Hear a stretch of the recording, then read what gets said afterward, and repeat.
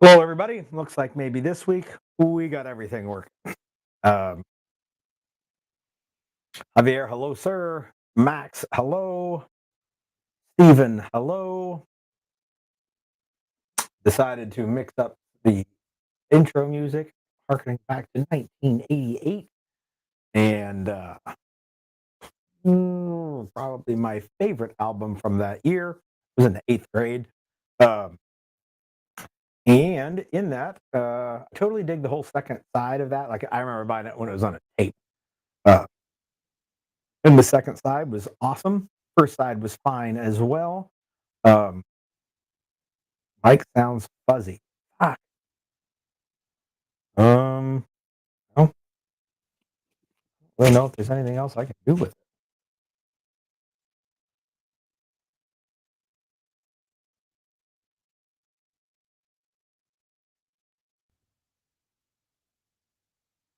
I don't know. Isn't much else. Like I can't hear it. So we got signal coming through. We're gonna have to deal with it because I got nothing else to I can work with other than to do sign language, which I don't know. Uh, so anyhow, what were we talking about? Oh yeah, I had to go early because I'm not gonna be around tonight. Let's see if I move this thing all the way down. All right, is it any better? Like, is it just not up against my neck now? Maybe. Anyhow, um, intro music. I don't remember who I was talking to, uh, and something about lyrics. Uh, Only I knew an audio guy. I don't really know an audio guy. I know of audio people that live hours away, but not someone who will come here every Wednesday. I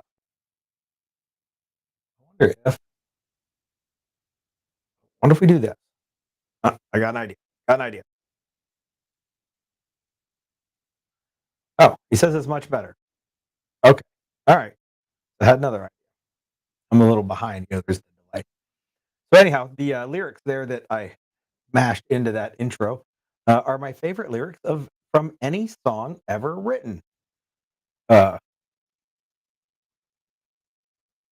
well, it is possible that um, if I do,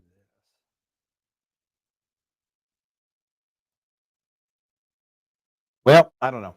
I The only thing I can adjust on the screen is the max volume.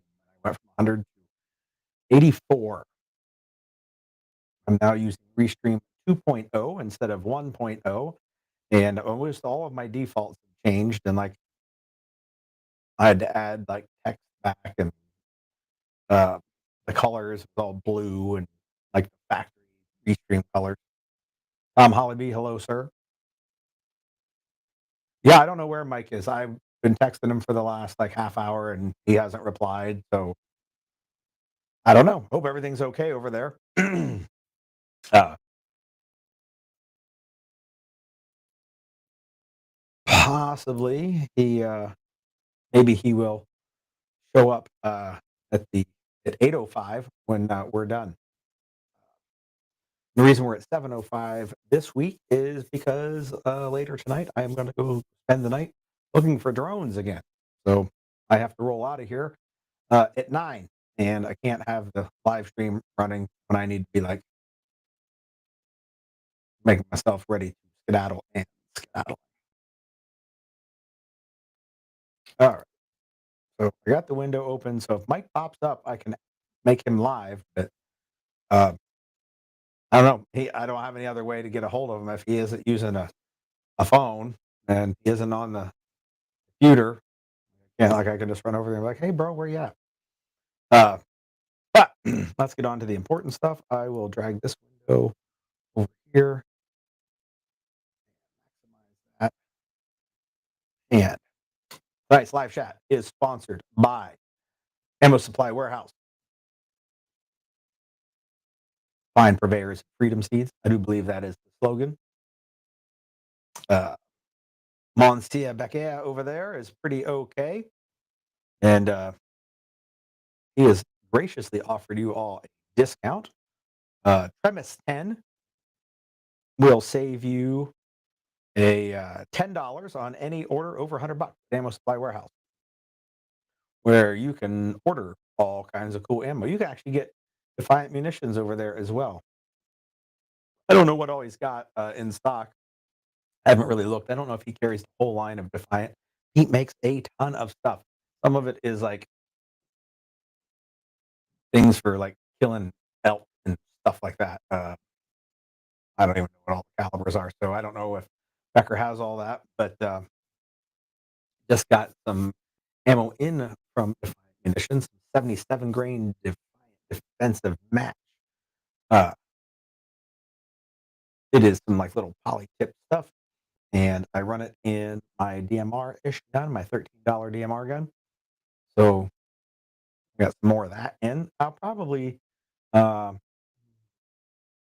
maybe on the 25th when we do Yule training over at Mainville, I will take that rifle along and shoot a group or something and get a couple pictures to see what we can bring out of it at a hundo.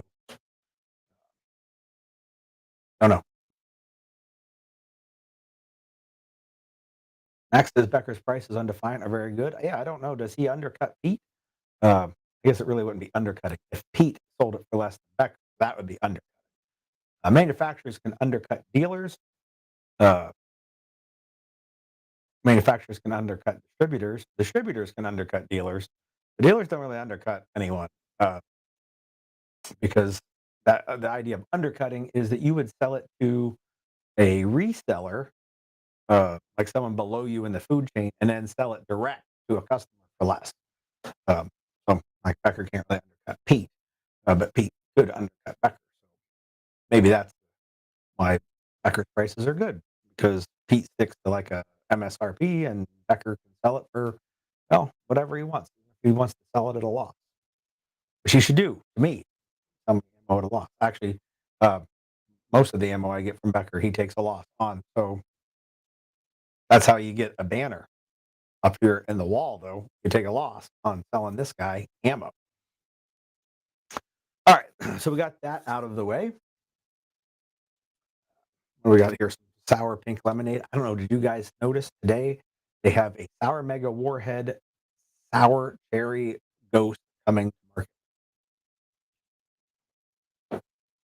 Like they're doing like a pre-release on Friday. You can possibly score a can.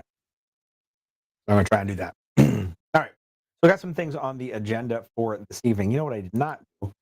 I did not go back over to Facebook. Crystal Fox, hello, dear. Not come over to Facebook and see if people had posted any questions. Let me go to events, live chat, discussion.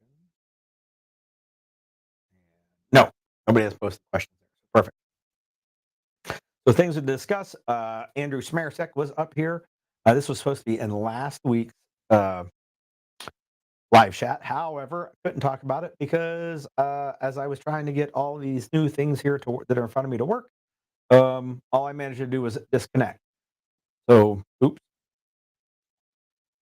So we're going to talk about Andrew's classes a little bit. I was hoping that Mike might actually be on the live stream so he could discuss it. He was there too. Turtle, hello, sir.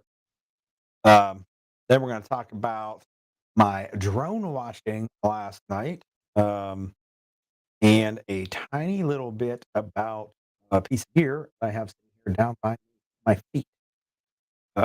Yes, Adam, pull up the ghost on the Instagram. You will see our mega warhead sour cherry. So that's what we got to talk about.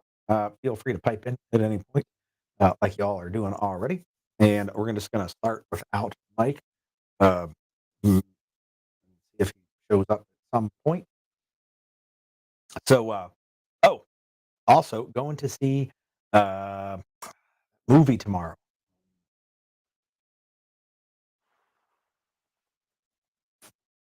Hour ago or so, I was talking to Mike. I couldn't remember the name of it, and I can't now either. Homestead. Homestead. It's Homestead. Going to see Homestead tomorrow. Uh, gonna go see an afternoon matinee. Uh, uh, I heard you evaded making contact with Andrew. Well done. Well, I did not make any contact with Andrew, but we did make we wrote some songs. So for those of you that were up at Science of Dynamic Violence with Sonny and I, we talked about like it was like two like a jazz musician just kind of riffing off of each other. Um, with Andrew, we like set and crafted some songs for you all. They're going to be up here in April. Force on Force that we're doing together. So he mostly had the songs. I just added stuff like a duet. Uh, but that, yeah. Anyhow, going to see Homestead tomorrow, and that looks like it could be okay. It might suck because movies tend to suck, but fingers crossed that this one is all right. I did go see Gladiator 2 a couple weeks ago. It was all right. It wasn't the first one. It wasn't as epic feeling. Um, so I don't know. That probably I give it a thumbs a little bit up, but not a whole one. And probably because the main character he was all right, but he didn't have the on screen charisma that Russell Crowe. So yeah. Um, so I still haven't seen Civil War, Max, because I didn't I didn't see anything that made me want to go see it other than it had a cool name. Uh, to me, Civil War is still a Marvel movie.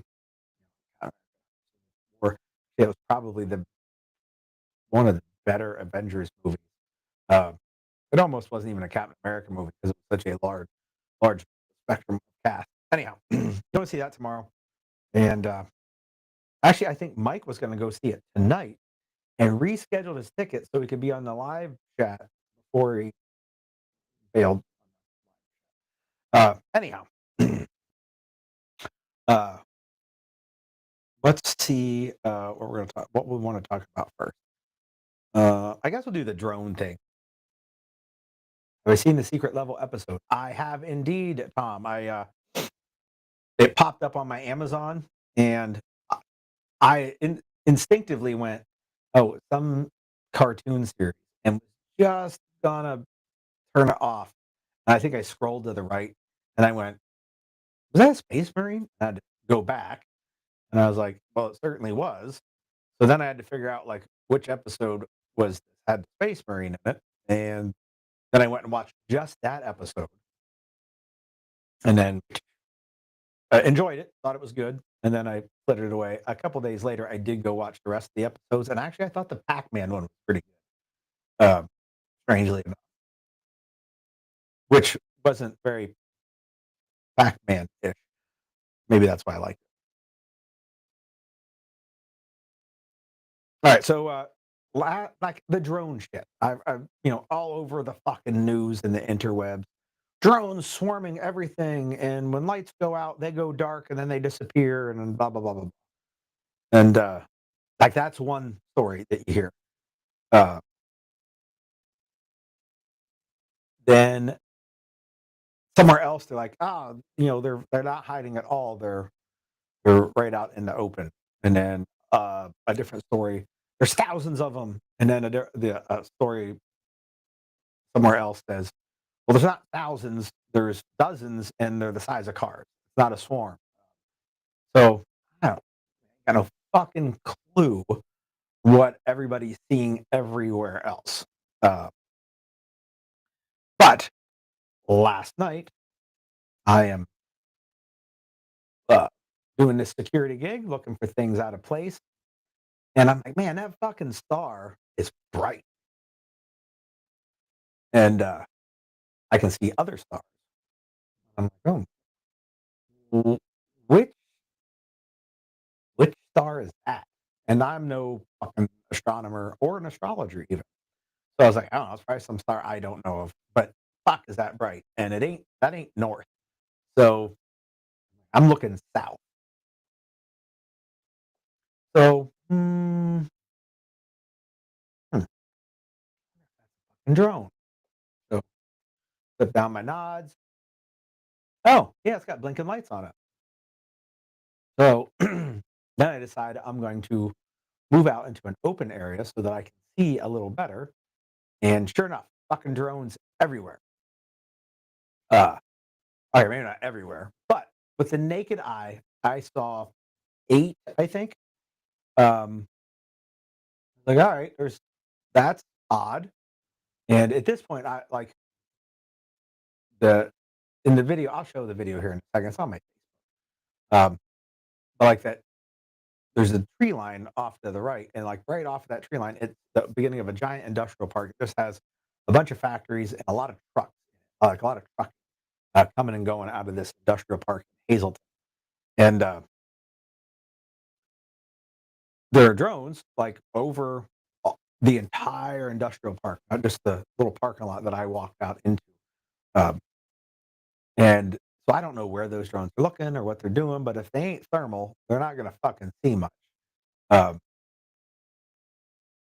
because it's dark. And I'm like, well, there's like 8 thermal drones ain't cheap. This isn't a hobbyist. Uh, so now when I put the nods down again, and I'm like, all right, yeah, it's got the blinking lights. So does this one and that one. And I saw like 6 more that I couldn't make out. Uh, I couldn't make out the other 6 with my naked eye. So I had to made a total of like 14. And they mostly were just hovering, like fucking standing still. Every once in a while, one would move, and then it would park for a while. Uh, but the very first one I saw, it was still roughly in the same location. 2 hours later, it had moved a little bit, like where the corner of the building is. It had lowered and then went over to the right some uh, in that 2 hours. And as it started getting daylight, they got hard to see. They were pretty far away. Some of them were like just above me and way fucking high. Um, the video is only like 30 seconds long. Let me see if I can. I think I'm muted whenever I play a video. So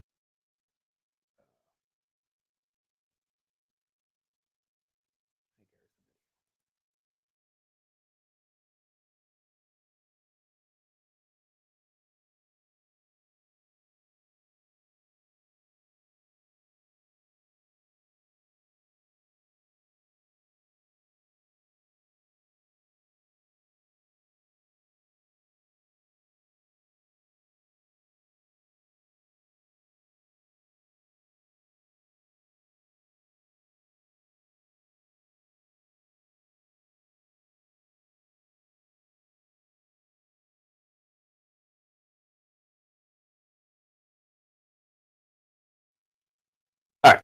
So I grabbed that. I tried to get video through my PVS 14, but apparently, like the Samsung camera, it's got the 3 and it tries to just know uh, which camera it would be best, and it kind of blends views from multiple cameras. So me trying to get it lined up behind the PVS, it was not wasn't working well. I plan on fixing that tonight, except it's raining like a motherfucker out there, so I'm not gonna see any drones because I don't know if they're not flying because of the weather, or even if they are, I won't see them because visibility will be shite. TJ, yes, it is an early stream because I have to go spend the evening drone hunting.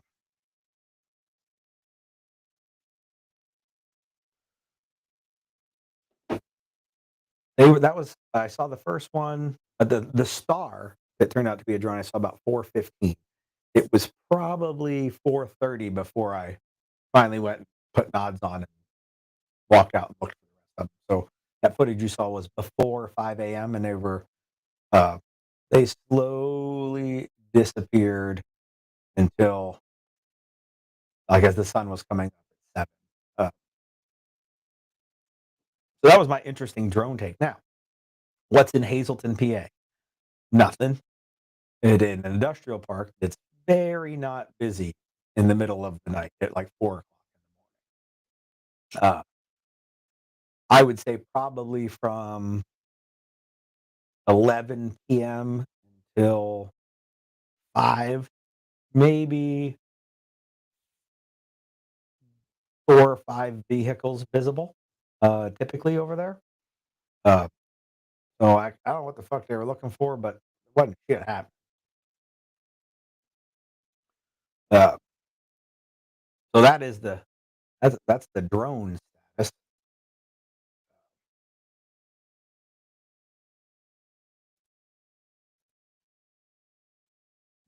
Interesting.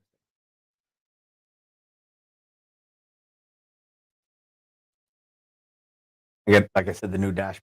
I'm seeing carrying a SIG and having a Samsung phone are not compatible. I don't understand what's not compatible. If I just wanted to follow the mainstream, I would have a Glock and an iPhone. That is the stream that is so anyhow, that was the interesting drone. Oh yeah, so nothing's going on in Hazleton. Nothing's going on at this industrial park, and like all the hubbub that was happening in New Jersey. Like we're fucking 100 miles from New Jersey, from any part of New Jersey. I don't even know which parts of New Jersey have all the hubbub going on around it. No clue. Uh,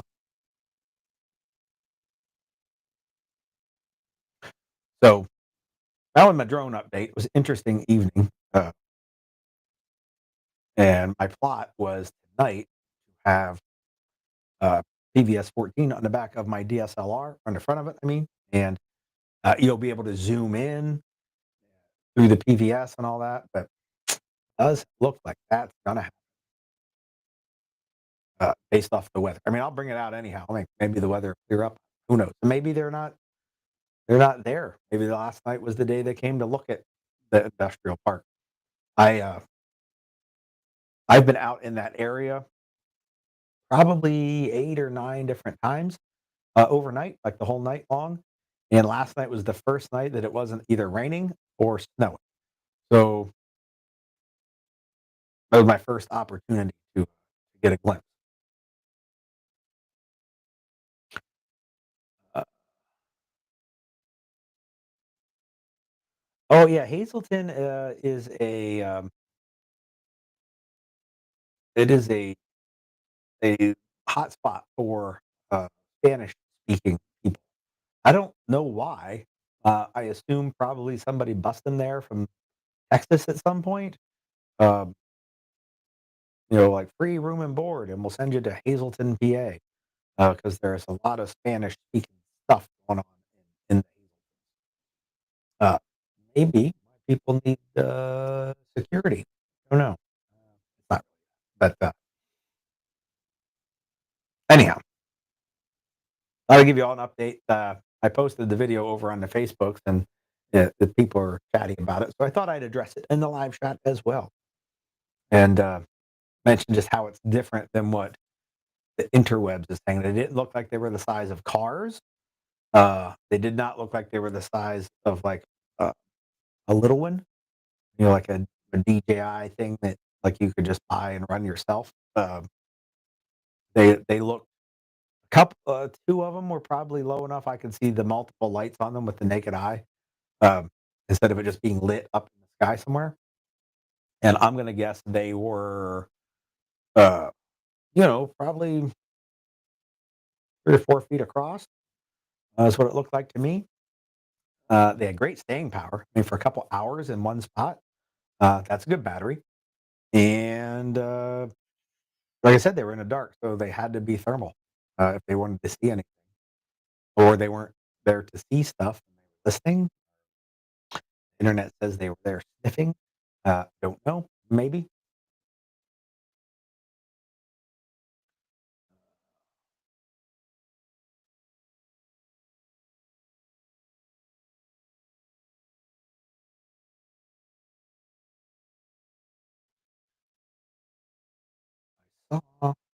looking up for messages. Oh, Turtle said the Gladiator here. It's an awesome rifle. I've heard the same thing.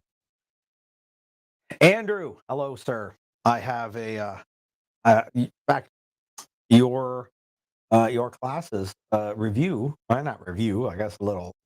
Like a review sounds too in depth. I wasn't an in depth thing. I actually was hoping to chat with Mike about it, but that was back when he was going to actually be on the live chat on his channel.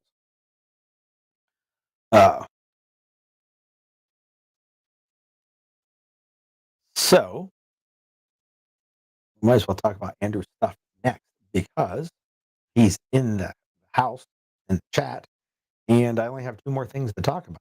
And hey, yeah, two more things I have to. I don't have to talk about anything really. So Andrew was up here, and he did two classes. And like I said, I was going to talk about this last week. We had all the technical difficulties. So he did pistol skills 1 and pistol cheat codes, which I'm just calling it pistol cheat codes, and red dot pistol. Now, in order to make my life easier, I took one of my macros and I mounted a red dot on it a couple days before. Some cheap sig, maybe Romeo 0. It has no buttons on it. It has, so you can't turn it on, you can't turn it off, you can't adjust the brightness up or the brightness down. I will say none of that was a problem.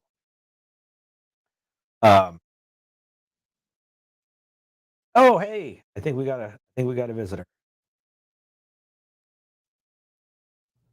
There we go. Hello, sir. Hello, sir. So I guess this wasn't at the standard 8:00 time. Nope, sure wasn't. My bad. It's okay. I figured it when I typed that in the description. It might not have been something that you read, and I didn't think about it till I was texting you right before it started, and the texts didn't show that you had seen them. So I was like, well, we're starting without them. Yeah, I mean, it's par for the course, for me in terms of making. You're like, oh, is that tonight? So far we just talked bullshit. Told my little drone story. Oh, the drones. Oh well. Yeah, we're just wrapping up the drone. Not that there was really much to fucking talk about. It was just that I saw a bunch of drones that was an abnormal sighting where I was at the time that it was at. I followed your story this morning. It was very interesting. And so you know way more about drones than I do, since you're like a certified drone jockey. I am. By the FAA, they've blessed me with the ability to use them for commercial purposes. So one of the drones, the first one I saw that I was like, a fucking star is bright, and then I put nods on him and said, and it's blinking, so it ain't a star. That one was in its location. I saw it at first. I noticed it at like 4:15, and it was still visible as the sun came up at 7. So, given what you use your drones for, what kind of battery life is that? Like exceptional, standard? So, how many hours was that? 4:15 to 2 hours and 45 minutes.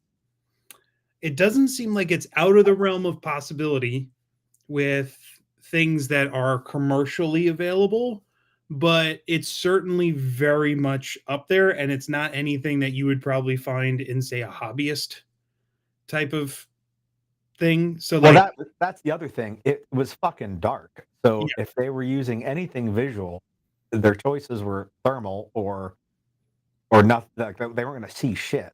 Which thermal seems to be expensive enough. It's also not in the hobbyist realm.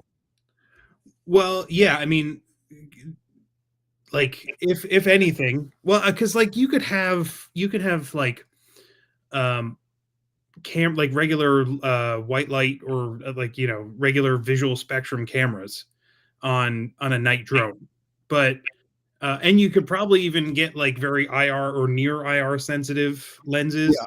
like on a drone. So like basically digital night vision. Mhm. Um, they have that, but it's not like, let's put it this way, because I did a thing on drones on the Berm Limits podcast the other night. Yeah, I intend to watch that tonight, by the way. Like all of the pieces coming together, the run times, the fact that like the size that people were reporting them to be, the number of like drones working in unison, all of those things don't point to either hobbyist or commercial operations. None of those things usually do things in unison, Yeah. unless it's for like entertainment purposes, where it's like a show, like a drone swarm where it's like Right. laser lights and And, whatever. and like, and all of that says none of that makes sense with what I experienced yesterday. Two of the drones uh, were lower altitude, and like it's hard to get perspective when something's in the sky, especially when it's dark. But I'd have guessed the two that I could make out more shape to them, that they were like maybe 3 feet across. Mm-hmm. Like it looked huge compared to what I see the average dude with a drone, you know. Right. And some of them were so high that I would have no fucking clue what size they were. Uh, and I was spotting them by the blinky light, just hovering in one spot for an hour. And Uh, that's the real interesting thing about this whole like thing is like the lights. Like if all these drones were being used for nefarious and or like super secret squirrel type purposes, they wouldn't have lights on them. that's Like that. I agree. Um, and I counted 14 of them, and I went, well, that's not a hobbyist. no. Uh, 8 I saw with the visible eye, and when I was checking them out under nods, I found other ones uh, like in between them that I hadn't noticed, and uh, and they're big enough that I didn't think they were hobbyists. And I was like, well, what the fuck commercial purpose would they be doing out here in the dark? It's an industrial park that there's no activity in overnight. And they were stationary, correct? Yes, every once in a while one would move, and then it would go somewhere else and just kind of hang out there for a while. Uh, Because there's not like, from what I know about drones, like there is not a lot of purposes other than surveillance for it to stay still. Like a lot of companies use drones for like they call it oh, I forget what the term is for it, but it's basically 3D mapping. Like yep. they do a lot of like commercial stuff like that, and I could even see maybe doing that stuff at night. Maybe like I don't know why, but like if you wanted to get like maybe a mapping service of like what does this industrial park look like at night? Like what's the light survey? Like Yeah. you could get drones to pull that stuff. That happening with multiple drones doesn't make any sense because you would just take one drone and have it like Yeah. do a grid pattern and build a 3D model on it. Which probably wouldn't take as long as the hours that I sit there watching. Exactly. And you would never send 6 of them out to stand still unless you needed a view or some sort of like data collection from a single source taken from multiple angles. Like Yeah. Unless they were watching me. maybe Maybe I'm that important. I I'd like to think so. I'm gonna pretend it's the case. Uh, But yes, yeah, that was Steven the said the drone same thing, thing. 3D mapping. Um, and then Andrew popped in. I was just getting ready to talk about his classes too, when I saw that my thing dinged, and And I Mike was like, finally showed up. "Hey, Mike's on his own channel finally." I mean, I was like, I could probably get him kicked off YouTube if I just say the right things now. Oh yeah, for sure. If Max hasn't done it already, Good point. yeah. So I was going to talk about Andrew's stuff, and I was saying that I put that red dot on a pistol, and it surprisingly, and I think I mentioned it in the live chat, it was $90 for a SIG 365 XL grip frame and the red dot. Right. So I either got a $20 red dot or a free grip frame, however you want to do the math. But it was cheap, and it was going to get me through the class, and it had no buttons. Didn't turn it on or off or up or down. It had 2 Allen keys that were not clicky adjustable. It was just for for windage and elevation. I had no complaints about the function of the dot. Open emitter, everything it was the right brightness all the time. The battery lasted, the week that I had it in there because I couldn't turn it off. But the dot quality itself was fucking terrible. Um, it was a 3 MOA dot, and it was bigger in the window than the 6 MOA dot that Benjamin was using. Mm-hmm. And I went, well, that's not how MOA is supposed to work. And I was actually wearing my contact for astigmatism so that it made it Clear. not fucking huge. Because without that contact lens in, the dot was so big that the streaks coming off of it were bigger than the window. I could like rotate it like a what was that Holosun, the Vulcan reticle that had the big. It was like that. Like I could rotate it so the dot disappeared and I still had streaks in the window. So it was not astigmatism friendly. So I had no problems with that dot. The Holosun, fucking lost its 30th fucking battery tray screw after one day of shooting. It's gone. I sold it. $50. Zach Bush bought it. He's got to buy new screws for it because I can't find my. He probably had to retap the hole because well, I mean, it gets real tight and it feels tight. I just didn't want to put Loctite on it and then be like, well, when that battery dies, we throw the whole thing away. You might have gotten that one. Like, you still would have gotten more performance out of it than you did. True. But in my mind, I was hoping that the SIG Romeo X Compact Pro enclosed, whatever the fuck one that you had, I was like, that's the one I'm going to get. I too get the SIG instructor deal, so I can get it at a good discount. I'm going to get it. And you brought it to class, and what'd you think?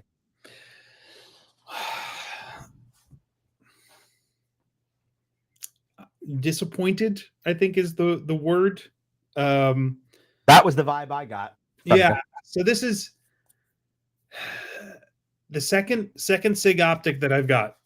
The first one I got was the non-enclosed version of the SIG Romeo X. By all accounts, it has worked really well.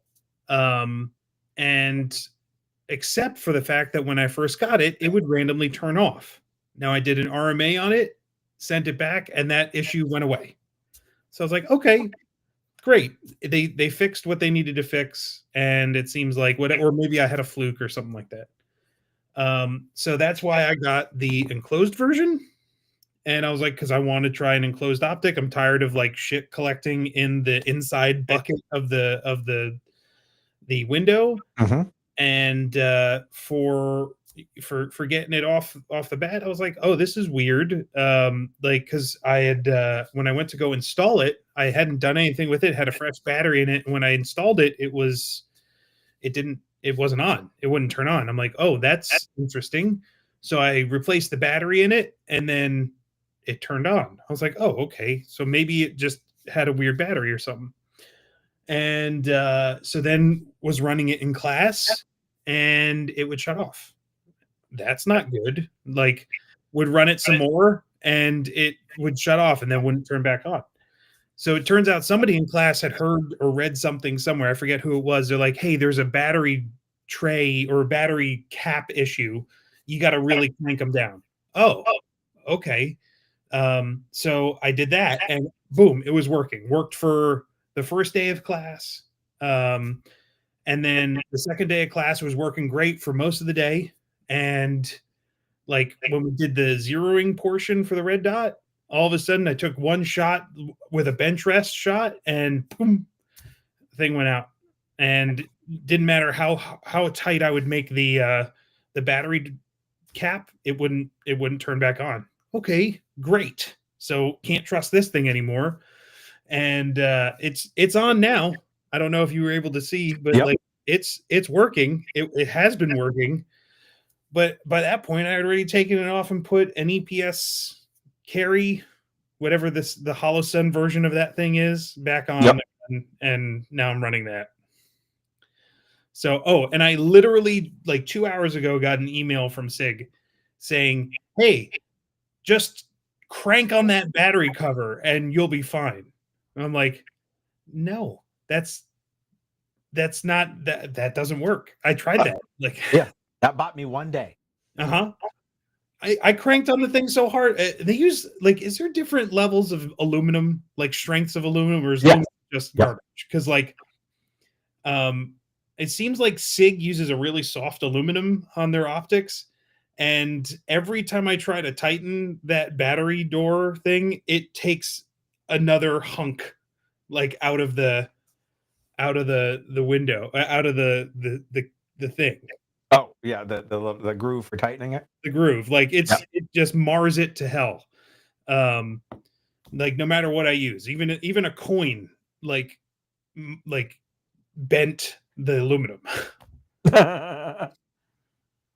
So, uh, I am currently have two macros in the house, running big dots, and Benjamin is now running that SIG Romeo plastic thing on his macro. He might get something different here at some point. The problem is, like, I don't trust any hollow sun optics, and haven't for a bit. And this weekend did not make it get any, or last weekend didn't make it get any better. I don't trust SIG optics, and I don't own a gun that has anything but an RMSC footprint. Um, so the only other option is the Shield RMSC, uh, which is notoriously not robust.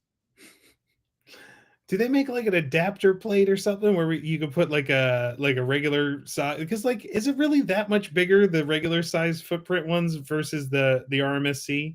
I think with this, the biggest thing with the C is like that the screw holes are close, Right. and that on like an RMR, the screws would be like half in and half out of the slide because the Mm. slide's so narrow. Not so much the body of the optic, because that could actually go out and overhang as long as the screws were in. But regardless, I'm not sold on the red dot. And I even had dug out a an XL grip frame. And if I fell in love, if Andrew convinced me to uh, go with a red dot, I was gonna switch frames from a macro back to a 14 round frame. So my plan was, the gun's too fucking big with an inch on the top and a 17 round grip. So I was going to add an inch to the top and take an inch off the bottom and make that gun small again. And I was ready to commit. And I got a bunch of those, the smaller magazines. And now I'm sticking with the macro and big dots. It's Like, nothing there's wrong just with it. Like, nothing makes me want to switch at this point. Steven says the RMR-CC, that does not fit an RMS-C footprint. Uh,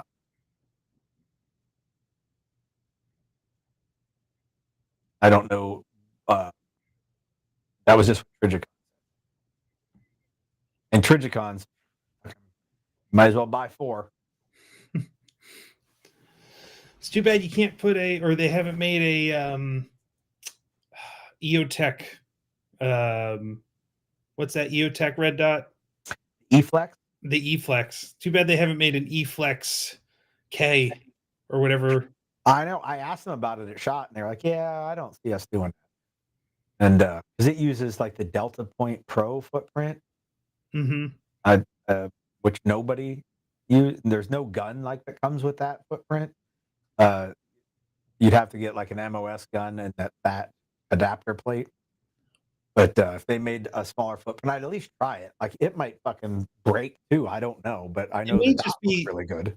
it may just be that small red dot optics are on the bleeding edge of like reliability, where it's just it may not be it may not be may not be there yet. I'm not sure. Yeah. I put the um, the non-enclosed version of the SIG on my 1301 that I just put together. Oh, right on. So, I mean, we'll see how it runs on a long gun with a good amount of kick, but I imagine there's probably less less like, jarring recoil. Like, I don't know what the technical term would be from being on a shotgun than it is on like on a slide that reciprocates back and Yeah, and it's a very soft shooting shotgun too. So yeah. speaking of shotguns, I finally loaded mine. Oh, It was as far as I got. Uh, I haven't shot it. I just cycled some ammo through it, and I do have a package coming from Midwest Industries. It's supposed to be here, I think Friday. Maybe it might be Saturday, Friday or Saturday. Coming to you. So we'll maybe add some things to that 1301 before I ever shoot it. nice. So yeah, Andrew's class. My note here said that pistol cheat codes was really good. It was an in-depth look at the mechanics of getting hits at speed. And then I wrote, I ran with a red dot. That was a mistake. I thought the class was good. The weather was terrible that day. It's so fucking cold. But on day 2 for red dot pistol, the weather got better and it made everything much more pleasant. But I saw numerous dots go down, even if it was just temporarily.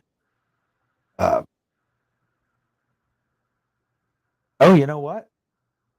I think that SIG optic that I had went down during the shooting on the move portion. Did it? I might have been on day 1. Because I remember hitting it. And that had to be the gun I was using because I didn't swap guns with Benjamin or anything. Yeah, I'd say 25% of people had issues with With that. dots that day. So yeah, I have no concerns with going through a red dot. Even though I thought Andrew's instruction was very good. And the feedback I got from other students was also very good for his classes here. He'll be back on Easter weekend and for the muster. So,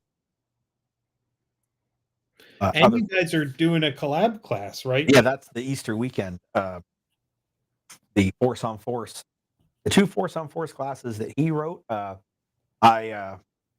Basically I'm doing a duet with him. And then the 3rd class, we collaborated on the ideas together for that one. So nice. I'm looking forward to those. Yeah, it should be good. Talked about the Homelander movie. The home the Home Run. Homelander. Home Slice, Home Skillet, Home Skillet movie. Home Alone. Yeah, I'm going to that on Friday to see what it's all about.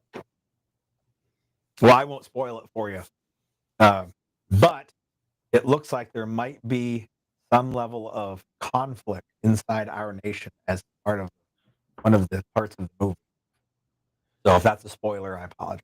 Yeah. And it seems like there might be a piece of property somewhere where there is a homestead on it. Oh, yes, a homestead where they're home alone. Wait, they're not even alone. Anyway, the other thing that I wanted to mention, let me grab it over here. What is all this stuff? Constant able. I am constantly able. You can finally run your Bowman. Yes, I can. I actually was running these 2 Retivis radios, Retivis, whatever the fuck. Aliens. Yeah, the ailing radios. Yeah, what a terrible name. They work though. They do. I ran them to each other, contact 6s with my regular push to talk, and then my Bowman with the constant able. So take that thing off. It's pretty cool.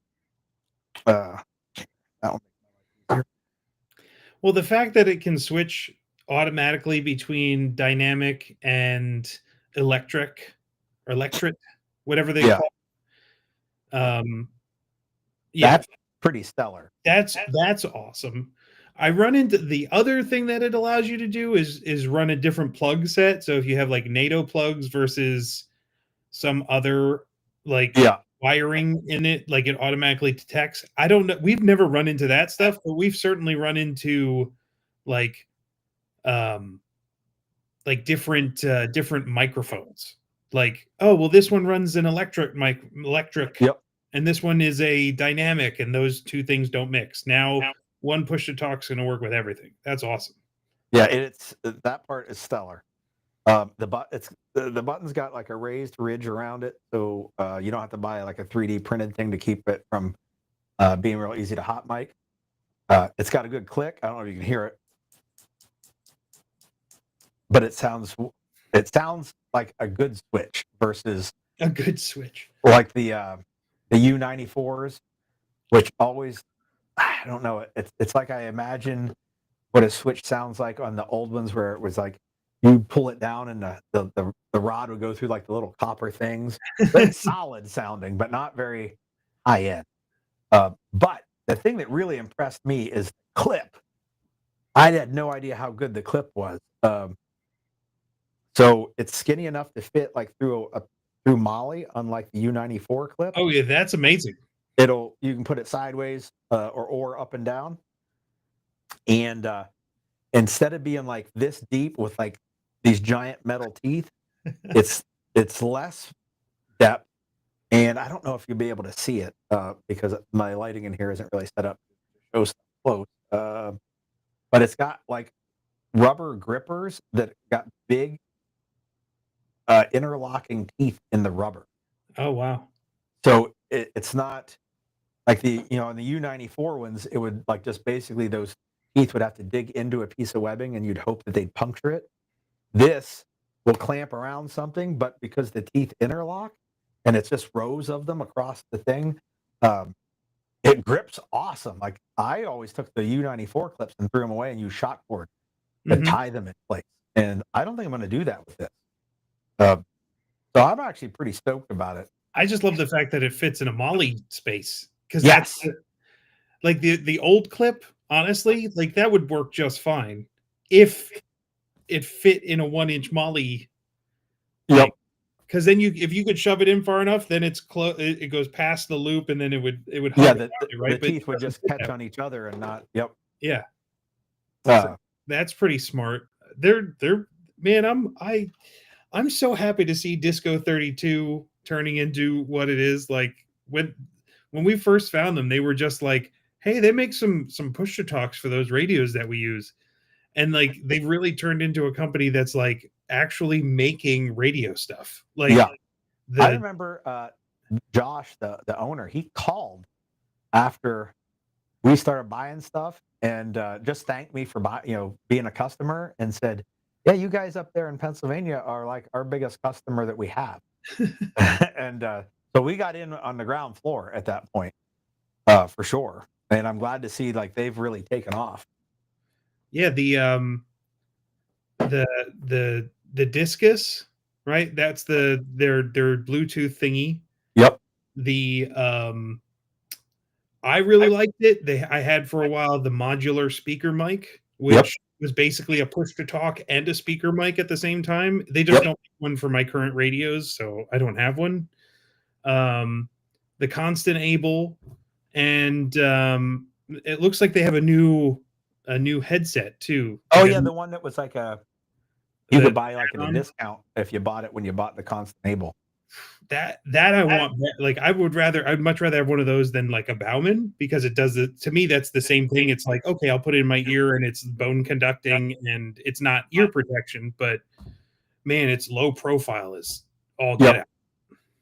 So I was pretty stoked about that, about the Constant Able, and that it worked in all my stuff. And because like I if you looked at all the variations of things you could plug into your radio, and you had to buy like how much is their U94?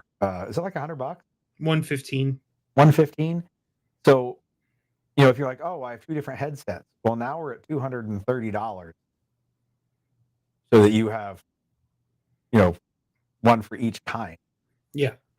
Uh, and then whatever other fucking things, like that's just for me. That two different headsets, and one's amp and one's non-amp. And I'm like, oh, I wish I could do that in one push to talk. Well, they did. And then they did other cool shit too. I'd have bought 2 of them. They just haven't added a Yaesu one yet because I still have a couple of Yaesu radios. Yeah. So it is more expensive, but the fact that you don't have to buy a separate push to talk for all your different mic setup, I thought was pretty slick, and Not it feels the fact way nicer.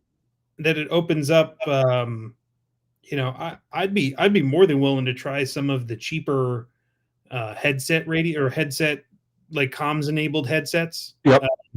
And the reason why those were always out of the place because they didn't work with a U94 push to talk, and that's the only push to talk that I would trust to use because it's made by the only company that makes a reliable push to talk. So like, okay, so now that the reliable push to talk can run either one, okay, great. I'll try out an Electret microphone headset and then say, because like even if the push to talk is an extra $100, because it's like 212 I think for a or maybe 250 for a for like 250. Yeah. Which okay, yeah, legitimately $100 and something more than the other one. But if that allows you to save $500 on a headset, like that comes out in the wash, you know. And then later, if you decide you want to spend that extra $500 on a different headset, the same push to talk is still good to go. Right. It's not like you have to upgrade both of the things. So yeah, it's pretty awesome. Now, that also brings us up to the other big radio announcement that I alluded to on the social media. And that is that Premise Dynamics will no longer be offering the radio ops class. Done. Washing my hands of it. Getting rid of it. Throw it out of here. Taking it off. In fact, they ain't on the website anymore. Gone. And it kind of was already gone-ish in that when people would ask about it, they'd be like, hey, when are you doing one of those? I'm like, I don't. Like, well, I want to do one. And I was like, great. You just directly talk to Mike. And you guys figure it all out, and I'll put it on the website. And I was like as far out of the loop as fucking possible. Without being completely. Yeah. With just being like, give me the dates, I'll put it back on the website. So it was really just like, I don't know, talk to Mike. So now if people want the radio class, they're going to talk to Mike. Yeah. And go to, well, I don't have a website just yet, but 0 Point Training is launched. Like it is being stood up as we speak. Wow. There might actually be a Easter egg in the thumbnail for tonight's live stream. Mm-hmm. There is a number 0 and a decimal overlaid over top of the radio picture. I just don't know if anyone noticed. I like to do Easter eggs. Nobody ever finds them or mostly cares enough to even look. But you're very well known for your Easter eggs and your stingers at the end of your videos. I've done so many like little hidden things that I don't remember them all. And years after I'm dead, if someone really wanted to look, they'd find them and be like, oh my God, I can't believe you did that. And my ghost would be like, I can't believe I did that either. But there will be a website coming. That's the plan. Yep. I've been over the last couple days doing the research and figuring out how to build up a big commerce website and making my new logo so that I can get a website up and running so that we can start running some classes. And 0 Point Training is the new thing for all the radio stuff. And there'll be other classes too. Actually, the first open class that we're running, or that I'm running, is a shotgun class out in central Pennsylvania. Brookville, yeah, at 7 Syndicate range. The what range? 7 Syndicate. Isn't that what Noah calls the range? 7 Syndicate? I don't know. Yeah, he never told me what he called it. Yeah, I think that's the name he's going with right now is the 7 Syndicate range. Nice name. Yeah. So I'll be going out there March. Let me get the date because I should probably promote things like this. Probably. Is it on Bulletin? It's not yet because I don't have a place to point people to. Ah, So I wasn't. I mean, it's fine. We'll tell people about it, but I'm trying to get the website up and then make the push of like go here so that I don't send people somewhere and they go where and then lose it. Like so, within the next week or two, I'm gonna have the website up. So the weekend, so March 22nd, I'm doing a private radio gig out there. And then March 23rd is open shotgun class at the 7 Syndicate Range in Brookville. nice. Very nice. Maybe I'll be able to squeeze out into the shotgun thing. Depends what time the low light workshop. Yeah, I know. That I felt bad about that. I'm like, oh man, now I'm gonna miss like more workshops. But you know, the radio stuff's in demand, man. People want me. Good. Um, yeah, that was the big to do. I thought. And yes, Mike will still be around all kinds of premise stuff and Oh, telling you guys that you suck and to give him burpees and et cetera, et cetera. You're not getting rid of me. I'll be around for everything. It's time to actually just get so I don't have to keep hounding you to do like, hey, or is anybody asking about radio stuff? And my answer is, I don't know. Have they asked you? Because anyone that mentions it to me, I'm like, ask Mike. Yeah. And I So can see where there'd be people going, oh, well, Mike's not standing here in front of me, so I asked you. And me going, hey, I said ask Mike. My hands are clean now. So the big secret, or not secret, is if there will be a huge amount of overlap between the day zero courses and any of the 0 point classes that I'll be teaching for anything live fire, because I developed the day zero classes. So yep. The actual day zero classes, not the day not zero the classes Gary day zero, like that I ran. yeah, those should be called day zero with Gary Marr. Yes. Which is more like day one. Yeah. Day 1.8. Yeah. Like, all right, so this is a blaster and the fiery death port's in the front. And let's go do some downrange drills. Yeah. I'm gonna stand down there at the target. I need you to hit it. This is the first time I've ever grabbed a gun. Exactly. You perfect. You have nothing built in that I have to fix. Yeah, so I'll be offering the 0 point curriculum, like shotgun, pistol,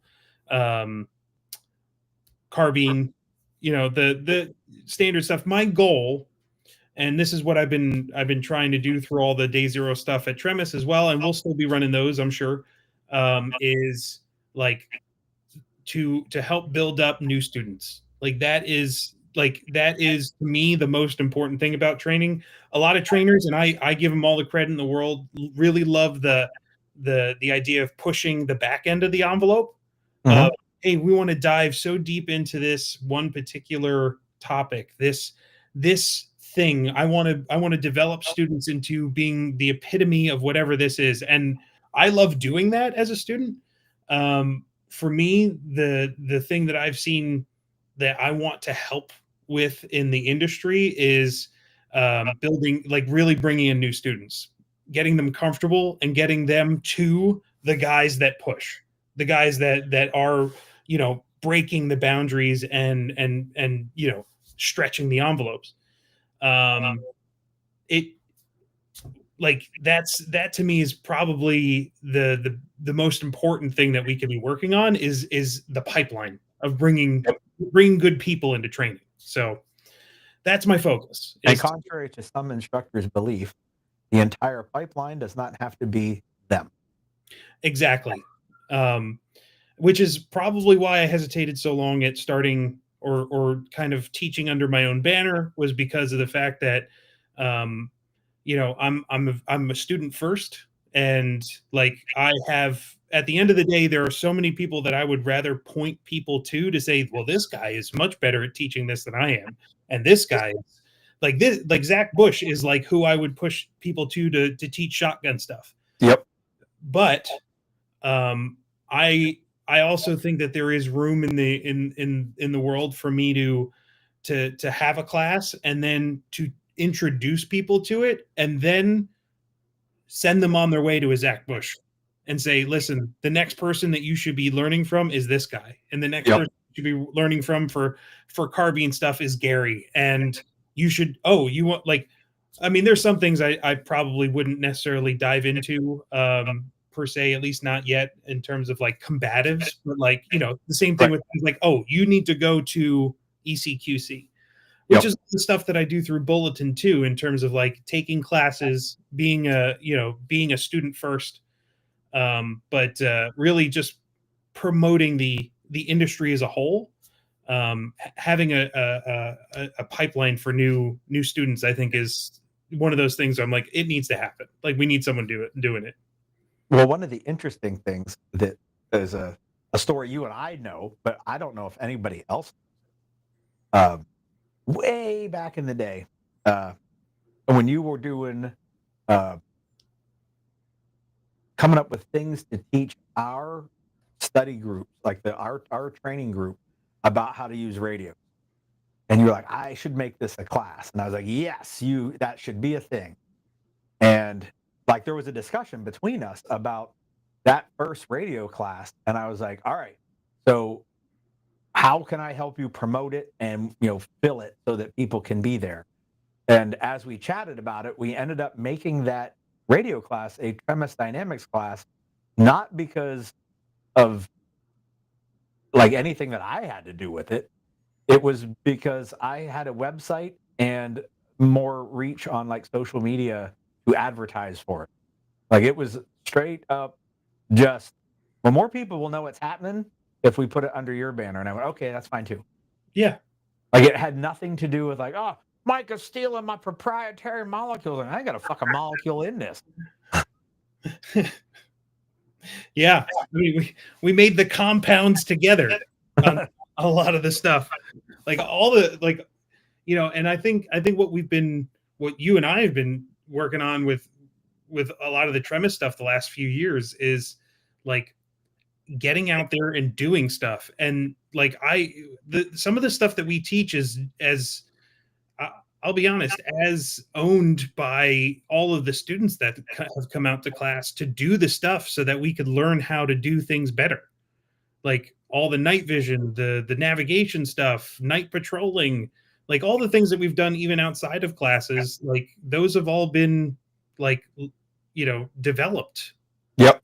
Through like dedicated students and people going out and learning together. So like that's a shared experience and shared molecules. They're not proprietary at all, as it turns out. All right, flailing my gear. Well, I'm about 10 minutes past the time that I had set up because I still have to go get all my shit together and skedaddle over to Hazleton. Oh, yeah.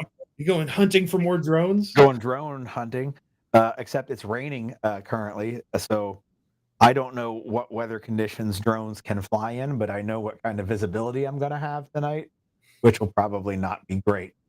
So if anyone's expecting like video number 2 where he's got his 8 trillion millimeter zoom lens with a PVS 14 on the front, we might just see. Yeah, it might be a different night. Yeah. I'll be out there tomorrow night too, and then not for a couple days next week. So maybe I'll bring my shit tonight, and if the skies clear up, I'll try and get some stuff. Not, I'll try again tomorrow. But I wish we were closer. I'd drop off my thermal. Yep. So you could see what it looks like through that, and that thing takes pictures right on it. Yeah, I don't need to hook it up to anything else. Although, is there a way to hook it up so that you can get a manual zoom? On what? So, like, if I could put it on the front of like my DSLR, so I could manual optical zoom the DSLR. Can you do something like that with a thermal? It doesn't. Well, the thermal would like they make thermals that you put in front of a like LPVO. Yeah. But it doesn't zoom, like it's not a lens in there. Basically, you're just zooming in on the screen. Yeah. So it's like a digital zoom. Basically, you're Yeah. just. I think. I don't know. I don't know thermals well enough. I just wish I had more of them because I'm 100% sold on how awesome thermal is after um, I didn't do anything illegal, but man, the having having thermals at night makes you see deer a lot better. Yeah. Like and in foggy conditions, it was amazing to be like, "Oh my god, I can't even see stuff with PVS 14s." And I can see deer and heat signatures clear across a Yeah. field. Well, I remember that one bug out. We were up on top of that mountain, Yeah. and the fog had rolled in the dark, and it was hard to see. I mean, it was pitch fucking black. So with nothing, like you'd trip over shit. And with the PVS, you could see well enough to navigate, but the fog had made distance not great, and that thermal picked up a fucking deer encroaching into our area. Mhm. The big triangle ears. I remember Yep. seeing that through thermal being like, "Oh, there's a deer right there." I'm glad it's not a bear. Yeah. All right, so yeah, I got 8:18. I got to get rolling out of here. So Look at you being all prompt. yeah, well, there's somebody up there waiting for me to relieve them. So Fair enough. if I don't do that, I become the asshole. And you know what? I'm usually pretty early to stuff, or I don't give a fuck, and I might not show up at all. And it's one of the two. It's never right on time. Never in the middle. Like, oh, he's that shit starts at 8. He's here at 5:30, or it's 10. Is he coming? I don't think so. Something probably pissed him off. Probably his wife. Got into a fight on the way over. Again. Again. All right, so we'll pop out of here, and for those of you that are interested, keep in touch with Mike. He'll let you know. I'm sure we'll all know when the website and shit launches, and you'll be able to sign up for some chat gun and get your old blaster blasty. Blasty blast. All right, that's all I got. You all take it easy out there, and we'll toodaloos.